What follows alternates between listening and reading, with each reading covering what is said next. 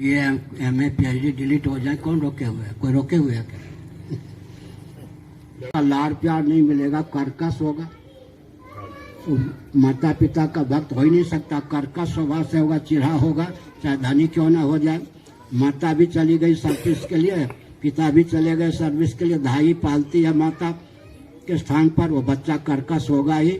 लाड़ प्यार न मिलने के कारण वो बच्चा तरक्की कर ही नहीं सकता है, उसको ब्रेन हेमरेज होना ही है, उसका मस्तिष्क कच्चा होना ही है। आगे लंबे समय काम करने के बाद जो वो दिशा निर्देश दे रहे हैं अपने कार्यकर्ताओं को, उन्हें लगता है कि दूसरे धर्म को लिए बिना अखंड भारत बन ही नहीं सकता। इसके बारे में आप क्या कहना चाहेंगे?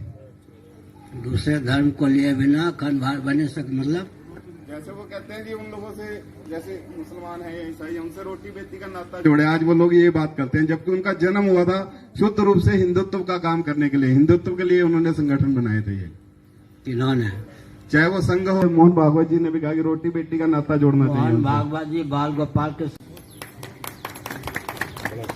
सेकुलर शासन तंत्र की लाचारी है, चाहे प्रधानमंत्री हो, गृह मंत्री हो, रक्षा मंत्री हो, कोई मुख्यमंत्री हिंदुत्व के पक्षधर हो, वो हिंदू राष्ट्र न कह सकते न घोषित कर सकते, उनकी लाचारी है। लेकिन भारतीय संविधान की 25वीं धारा का अगर स्वागत किया गया होता, सम्मान किया गया होता, तो भारतीय संविधान की 25वीं धारा जो थी उसके अनुसार जैन बौद्ध सिख ये भी हिंदू घोषित किए गए। उसमें हिंदू परिभाषित है। आरक्षण के लोभ में जैन बौद्ध सिखों ने अपने आप को अल्पसंख्यक हिंदू घोषित कर दिया। अगर जैन बौद्ध सिख अपने धर्म पर अडिग रहते, आरक्षण के लोभी न होते, तो जनसंख्या की दृष्टि से विश्व में हिंदू का स्थान दूसरा होता, पहले स्थान पर जाने का मार्ग प्रशस्त हो जाता। अब जब जैन भी अपने को हिंदू नहीं कहते, बौद्ध भी नहीं कहते, सिख भी नहीं कहते, हिंदुओं को अल्पसंख्यक बनाने का और स्वयं क्रिश्चियन तंत्र, मुस्लिम तंत्र की ओर भागने का प्रयास तो उन्होंने किया ही। फिर भी मैंने पहले ही कह दिया, सिद्धांत इतना अकाट्य है कि आज कोई भी इधर उधर हिले डुले सफल नहीं हो सकता है। किसी को लौकिक उत्कर्ष चाहिए तो, पारलौकिक उत्कर्ष चाहिए तो, परमात्मा की प्राप्ति का मार्ग चाहिए तो, विद्या चाहिए तो, कला चाहिए तो वैदिक वाङ्मय का अवलंबन लेना ही पड़ेगा, और कोई मार्ग नहीं है। नान्य पंथा विद्यते अनाय। और प्रधानमंत्री हिंदू हैं, गृह मंत्री हिंदू हैं, राष्ट्रपति हिंदू है, कहने से काम नहीं चलेगा। हिंदुत्व की ओर कदम उठाना, हिंदुत्व के लिए मार्ग प्रशस्त करना बहुत आवश्यक है। लेकिन लड़ाने भिड़ाने की बात नहीं, हम तो ऊपर से बोल रहे हैं। मोहम्मद साहब के पूर्वज कौन थे? ईसा मसीह के पूर्वज कौन थे? सबके पूर्वज सनातनी वैदिक आर्य हिंदू थे। इस तथ्य को तो माने, इतिहास को तो कलंकित न करें ना। सबके पूर्वज कौन? सनातनी वैदिक आर्य हिंदू। अपने पूर्वजों को पहचानना, उनके प्रशस्त मार्ग पर चलना, अपने ऊपर ही उपकार करना है, अन्यों पर उपकार तो होगा ही। आगे है जिसने गौ रक्षा के लिए काम किया हो, जरा बताइए नाम, बताइए नाम बताइए। गांधी के शासन काल में 7 नवंबर 1966 को मेरी आंखों के सामने, मैं शंकराचार्य के पद पर नहीं था, 450 गौ भक्त मार दिए गए गोली से। कामराज कांग्रेस के प्रेसिडेंट थे, दक्षिण भारत से उन्होंने अर्धसैनिक बल गौ भक्तों को भुनवाने के लिए बुलाया था। और एक छत्तीसगढ़ के, जो मध्य प्रदेश में पहले था, एक शुक्ल बंधु राज्य मंत्री थे, उन्होंने हरियाणा है क्या, यहाँ से अर्धसैनिक बल बुला करके गौ भक्तों को मेरी आंखों के सामने भुनवाया था। मुझे गोली तो नहीं लगी, बेहोश हो गया। हमने एक संकेत किया कि लाल किला से लेकर जंतर मंतर पार्लियामेंट तक 10 लाख गौ भक्त थे। मैंने गुजरात के उन भक्तों को देखा है, देवियों को देखा है, जिनके गोद में ऐसे 5-5 महीने 5-5 साल के बच्चे थे। उन्होंने कल्पना नहीं की होगी कि बिना हल्ला करने पर, केवल गोरक्षा के नाम पर बैठने पर हम गोली से भून दी जाएंगे, हमारे बच्चे गोली से भून दिए जाएंगे। सुप्रीम कोर्ट ने कहा, भारत के उच्चतम न्यायालय ने कहा, आपको ध्यान है या नहीं, गोरक्षा गुंडे, भारत के प्रधानमंत्री जी ने कहा गोरक्षा गुंडे कौन सी पार्टी है जो गोरक्षा के समर्थन में काम कर रही हो बताइए। यहाँ के प्रधानमंत्री जी ने कहा हो गोरक्षा गुंडे, जहाँ के उच्चतम न्यायालय ने कहा हो गोरक्षा गुंडे, उस देश में आप रह रहे हम रह रहे। आगे कहिए। उन्होंने कहा था हर मंदिर में शिवलिंग मत ढूंढो, तो हमने कहा मोहन भागवत जी के शरीर में हिंदू का चिन्ह मत ढूंढो। आगे सुनो, मैं निंदा नहीं कर रहा, बड़े लाडले प्यारे हमारे अशोक सिंघल जी 70 बार मेरे पास आए। एक कमी मैंने मोहन भागवत जी को बताई लाड़ प्यार से, कोई ग्रंथ बताइए जो आरएसएस को परंपरा प्राप्त शास्त्र सम्मत वैदिक परंपरा प्राप्त कोई ग्रंथ मान्य हो, ये बताइए। सिखों के यहाँ गुरु ग्रंथ साहब हैं जिसमें वेद इत्यादि की प्रशंसा है, कहीं कुरान है, कहीं बाइबल है। आरएसएस की सबसे बड़ी कमी है कि अंधेरे में ढेला फेंकने के अलावा उनके पास परंपरा प्राप्त कोई ग्रंथ ही नहीं है, तो कहाँ चलेंगे। जो ले जाएगा सब संचालक धर्म चले जाएंगे, समझ गए। कोई ग्रंथ बताइए और कुछ नहीं।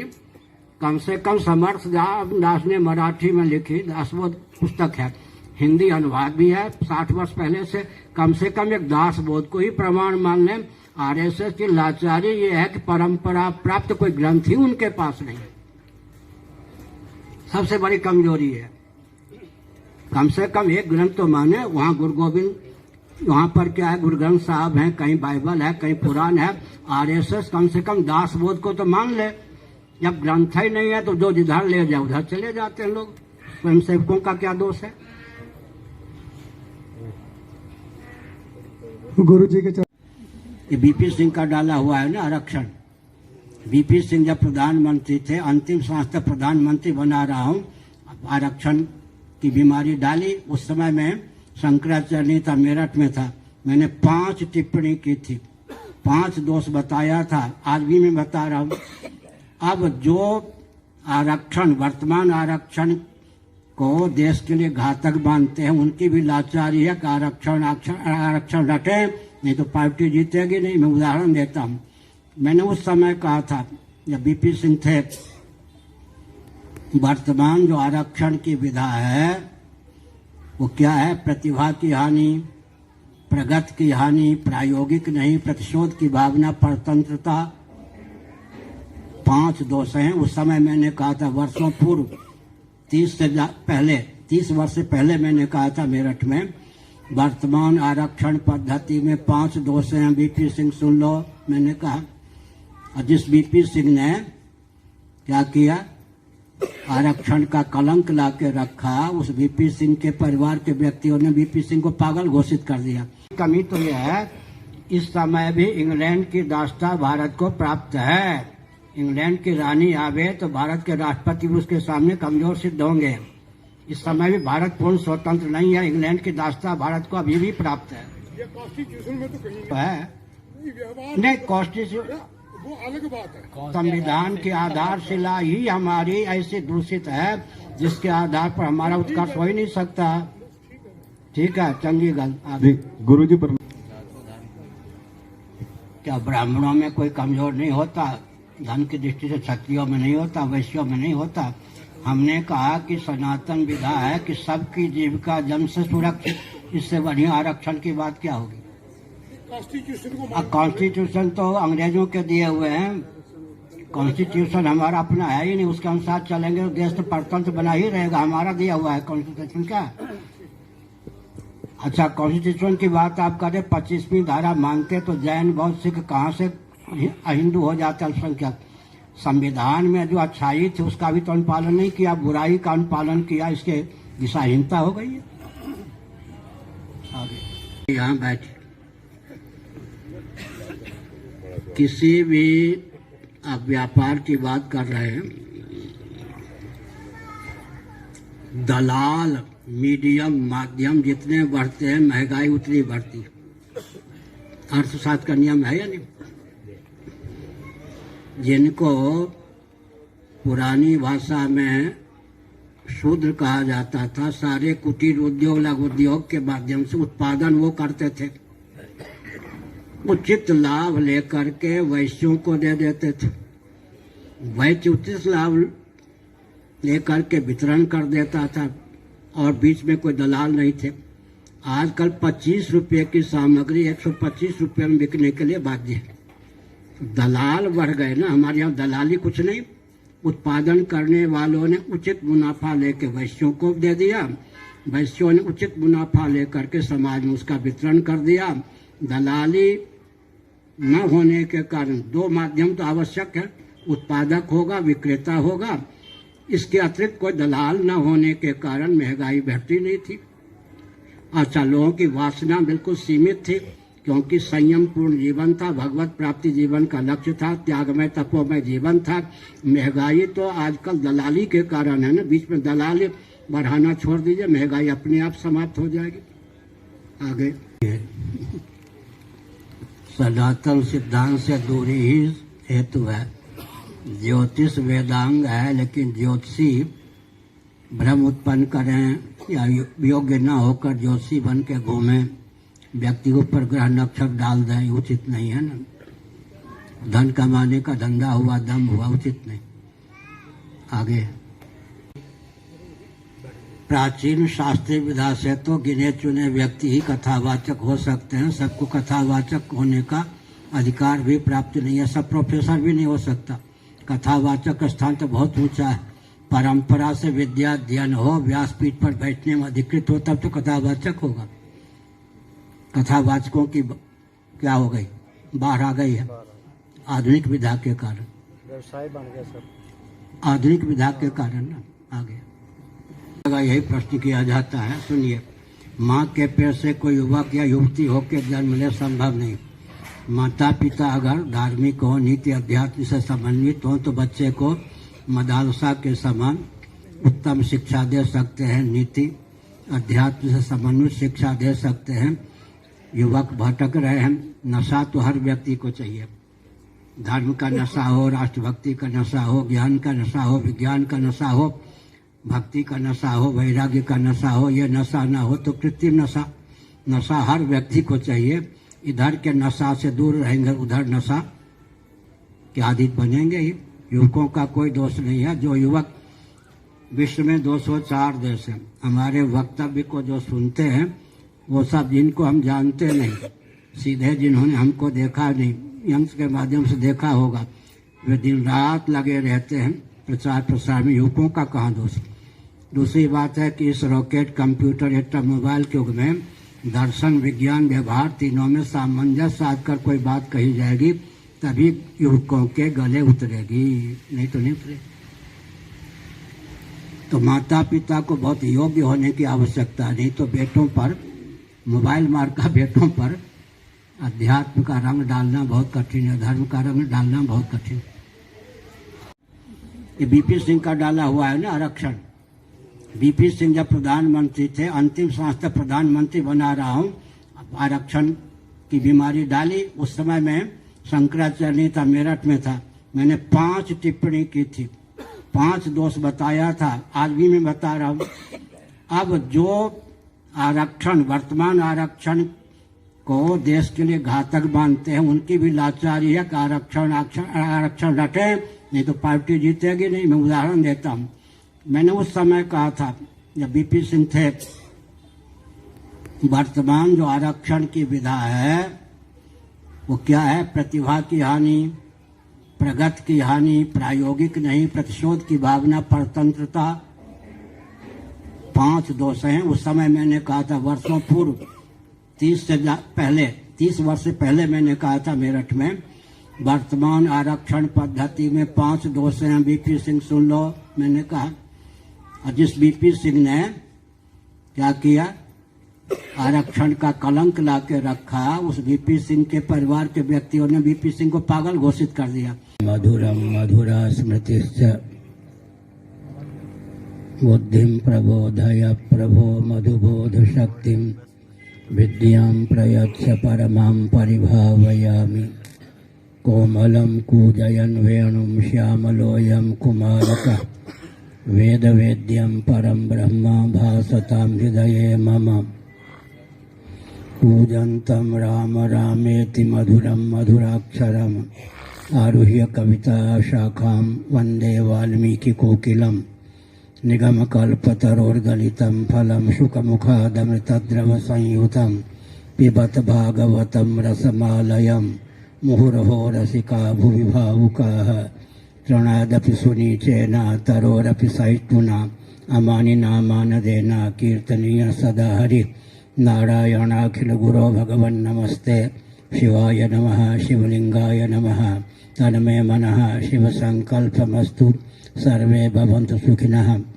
श्रीराम जय राम जय जय राम राम जय राम जय श्रीराम जय राम जय जय राम श्रीराम जय राम जय जय राम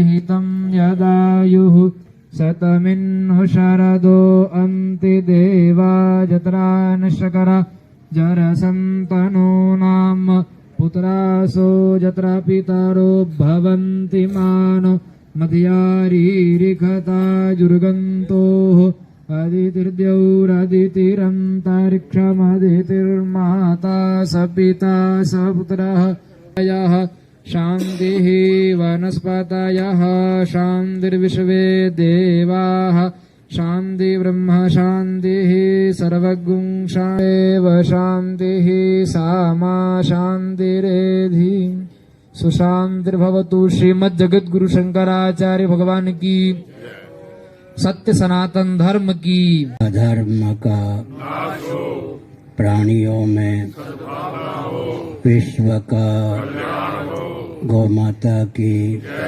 गोहत्या भारत सार्वभूत हृदय धर्म सम्राट श्री स्वामी करपात्री जी महाराज की, श्री जगन्नाथ महाप्रभु की, श्री बलभद्र महाप्रभु की, भगवती सुभद्रा देवी की। हर हर महादेव।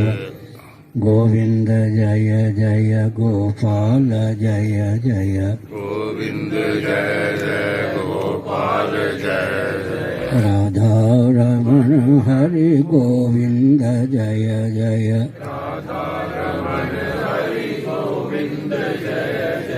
श्री कृष्ण गोविंद हरे मुरारे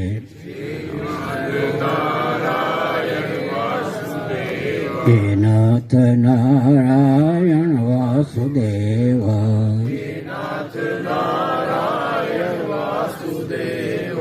गोविंद जय जय गोपाल जय जय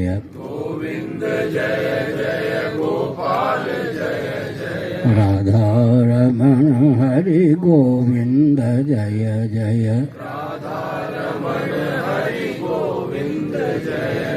देखते थे, प्रवर को देखते थे, चाहे कोई विश्व सुंदरी क्यों ना हो, अगर वर्ण की सीमा में, गोत्र की सीमा में, वय की सीमा में, आश्रम की सीमा में नहीं है, उस पर कुदृष्टि का प्रश्न ही नहीं उठता। आ गए जन से सुरक्षित और सबका जीवन दुर्व्यसन मुक्त, यह तो सनातन सिद्धांत है या नहीं। और आजकल सबकी जीविका जन से आरक्षित और सबका जीवन प्रायः दुर्व्यसन युक्त, तो विकास हुआ या विनाश हुआ?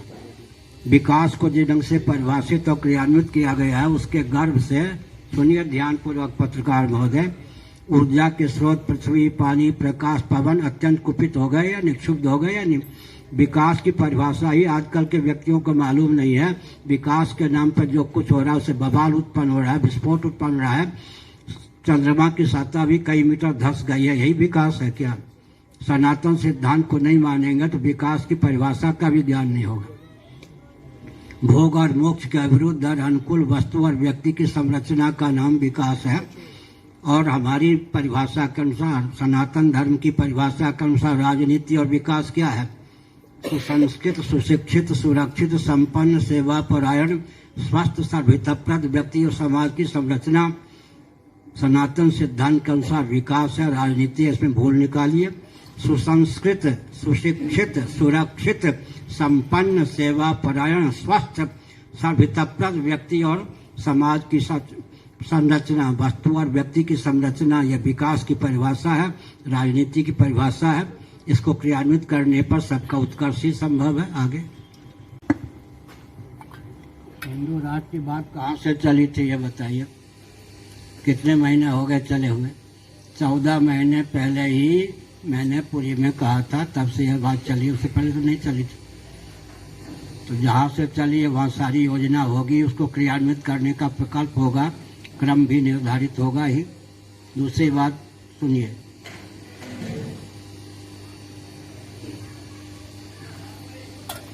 आजकल जाति को कोसे बिना आधुनिक व्यक्ति को नींद नहीं आती, भोजन नहीं पचता। कम से कम गीता का पहला अध्याय पढ़िए। अर्जुन का एक वचन है जो सिद्धांत है, कहीं भी काटा नहीं गया, टाला नहीं गया। जाति धर्मा कुल धर्मा शाश्वता, कुल धर्मा सनातना है, गीता का पहला अध्याय। जाति धर्म कुल धर्म सनातन है, शाश्वत है, ये मिटे मिटाए मिट नहीं सकते। संभावित युद्ध के चपेट में आकर कहीं सनातन जाति धर्म कुल धर्म में विकृति तो नहीं आ जाएगी। जो हमारे विकास का मापदंड था उसी के प्रति हमारे देह में आक्रोश उत्पन्न कर दिया गया, उसी के प्रति हमारे देह में विकृति उत्पन्न हो गई। आप ब्राह्मण क्षत्रिय वैश्य मत मानो, लेकिन शिक्षा रक्षा अर्थ और सेवा के प्रकल्प को चलाने के लिए कृत्रिम ब्राह्मण तो बनाना पड़ेगा, कृत्रिम क्षत्रिय तो बनाना पड़ेगा, कृत्रिम वैश्य तो बनाना पड़ेगा, कृत्रिम शूद्र तो बनाना पड़ेगा। बनाने में प्रशिक्षण देंगे ना, अधिक समय लगेगा, अधिक संपत्ति का विनियोग होगा, संस्कार का फिर भी आधार नहीं होगा, संतुलन टूट जाएगा, ऊपर की श्रेणी में ही सब जमा हो जाएंगे। शिक्षा रक्षा अर्थ सेवा स्वच्छता आदि के प्रकल्प सदा संतुलित रूप में सबको सुलभ हो, इसके लिए वैज्ञानिकतम विधा क्या है? सनातन जाति व्यवस्था वर्ण व्यवस्था घृणा मूलक नहीं है, दर्शन विज्ञान और व्यवहार में सुसंगति मूलक है। हमारी अच्छाई के प्रति विदेशी षड्यंत्रकारियों ने हमारे हृदय में घृणा का भाव उत्पन्न कर दिया, हमारे हृदय में दुर्भाव उत्पन्न कर दिया, ताकि हम भी उन्हीं के तरफ से लुढ़क जाए। प्रयास नहीं है क्या? प्रयास तो दिन रात चल ही रहा है, विश्व पर प्रभाव पड़ ही रहा। वहाँ जाकर कोई, सुनिए, टेरेसा का नाम सुना है, जिसको लोग कहते थे मदर टेरेसा। टेरेसा कोलकाता में रहती थी। उस समय जंतर मंतर दिल्ली में दलित नहीं, दलित कहकर दलित क्रिश्चियन अनशन पर बैठे आरक्षण की मांग को लेकर। मैंने उस समय टिप्पणी की, क्रिश्चियन होने पर भी दलित के दलित रह गए, और निर्धनता मिटी होती तो सम्मान मिला होता तो दलित विशेषण क्यों लगाते, और संपत्ति मिली होती तो आरक्षण की मांग क्यों करते? ठगे गए या नहीं? दूसरी बात है कि अंग्रेजों ने, मुसलमानों ने, किसी ने भी भारत पर जिन लोगों ने शासन किया, मुगलों ने, अंग्रेजों ने भ्रांति फैलाई। मैं प्रश्न करता हूँ, कहीं उत्तर नहीं लोगों के पास है। जितने कुटीर उद्योग लघु उद्योग अर्थ के स्रोत थे, जिनको पुरानी भाषा में शूद्र कहते हैं, उन्हीं के हाथ में अर्थ के स्रोत थे या नहीं? चप्पल बनाने का काम कौन करते थे? जूते बनाने का काम कौन करते थे? वस्त्र बिनने का काम कौन करते थे? बर्तन बनाने का काम कौन करते थे? अर्थ के सारे स्रोत जिनको पकड़ा दिए गए थे, उनको ये जीवन में निर्धनता कहाँ से आती? निर्धनता तो विदेशियों ने पाल के रखी हमें फूट डालने के लिए। सारा कुटीर उद्योग, सारा लघु उद्योग का दायित्व जिनके ऊपर निर्भरता, दरिद्र कैसे हो सकते थे? मैं उदाहरण दिया करता हूँ। लाखों वर्ष पहले काशी जैसी नगरी में हरिश्चंद्र को परिस्थितिवश बिकने की आवश्यकता हुई। उस समय की भाषा में मैं बोल रहा हूँ, तो डोम राजा उनको खरीदने में समर्थ हुए। अगर वो धनी न होते तो हरिश्चंद्र को कैसे खरीदते? हमारा इतिहास इतना उज्जवल रहा है। वर्ण व्यवस्था थी, आश्रम व्यवस्था थी, किसी बहु बेटी के शील पर कहीं से कोई कटाक्ष नहीं था।